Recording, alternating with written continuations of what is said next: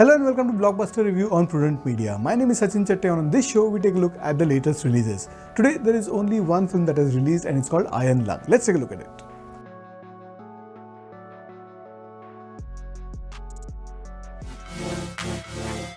On one hand, there is something admirable about Iron Lung, a video game turned into a feature film, acted and directed by Mark Fishback, who is something of a sensation on YouTube and goes by the name of Markiplier.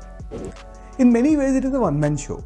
On the other hand, it is also a very frustrating experience. The entire film features only him inside a rickety spaceship, and after the second or third line of dialogue, I found it difficult to remain invested in what was unfolding on the screen, even though I tried several times afterwards to engage with it again.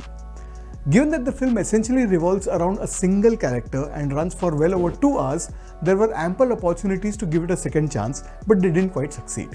Fishback manages to get the mood and atmosphere right, but that alone is not enough to sustain a film of this length.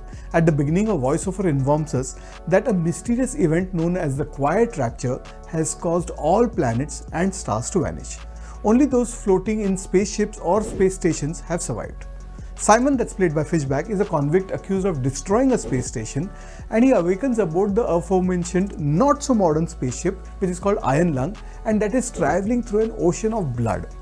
We are never quite sure what exactly he is doing with the equipment around him, though he frequently draws arrows on a map and makes calculations that we, as the audience, remain largely oblivious to.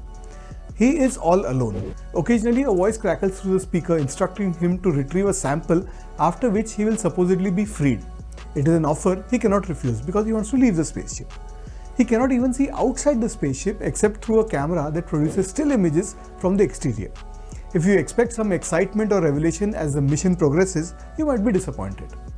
The camera never leaves the spaceship and the frame rarely leaves the protagonist. The film loosely reminded me of Duncan Jones' far superior Moon, which came in 2009, and in some ways also the recent Mickey 17, though the latter at least had some benefit of a larger world and more narrative movement.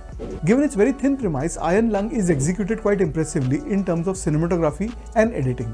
It clearly attempts to compensate for the lack of narrative momentum through inventive camera angles and sharp cuts. For brief moments, you do feel for the protagonist and his predicament, but that emotional engagement never quite sustains itself for long.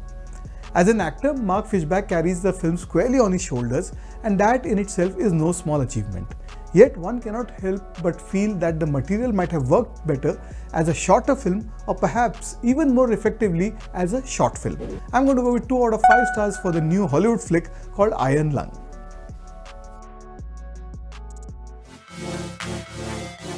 Well, that's what I thought of Iron Lung that was released this week, and let us know what you think. And I'll be back with you soon with more movie reviews. Till then, it's goodbye from me.